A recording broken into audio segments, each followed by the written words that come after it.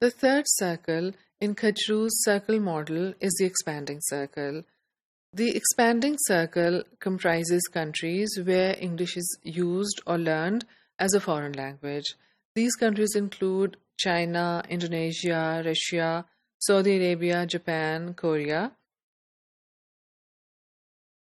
Although English did not reach these countries as a result of migration of native speaking people to these countries, there are some world English scholars who argue that this can be considered the spread of English to these countries can be considered a third diaspora of English.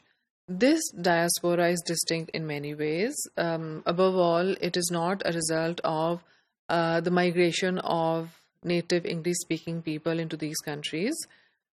It is also comparatively more recent. For example, the first diaspora took place many hundred years ago, and then the second diaspora in the 17th or 18th or 19th century.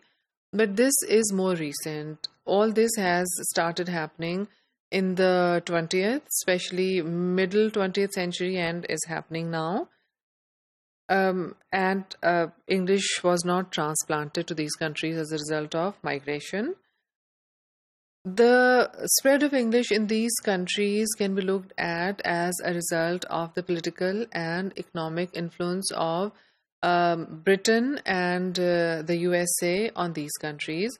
These countries somehow show a little bit of dependence on the USA and the UK for many reasons, for borrowing their technology or for economic or political reasons, as we have said, because of their influence. They show leaning towards learning English. So in these countries, English has spread as a result of individuals learning English as a foreign or as an additional language. And they have a purpose. It is not for the sake of learning a language only, but for international and also international communication. For example, these days, English in these circles is also becoming a little more popular than it was in the past, and people use it for intra-national communication as well. But in these countries, English has limited roles. For example, it is not the official language, it is not used as a medium of instruction, it is not the language of media and broadcast, etc. It has very limited roles. Maybe it is used for carrying out business with English-speaking countries or countries with which a country does not share a language. So it is used for very limited purposes. And in personal life also, it has very limited functions. For example, you will not chat with friends over a cup of tea in English. You probably will use your own language in such a context.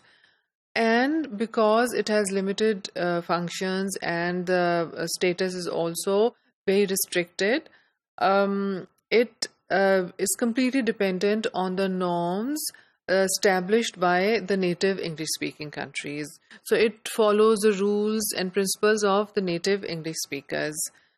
However, it is said these days especially that the situation is likely to change very soon. In fact, it is already in a state of flux. More and more Asian and European countries where English was learned and used as a foreign language, which were found in the expanding circle.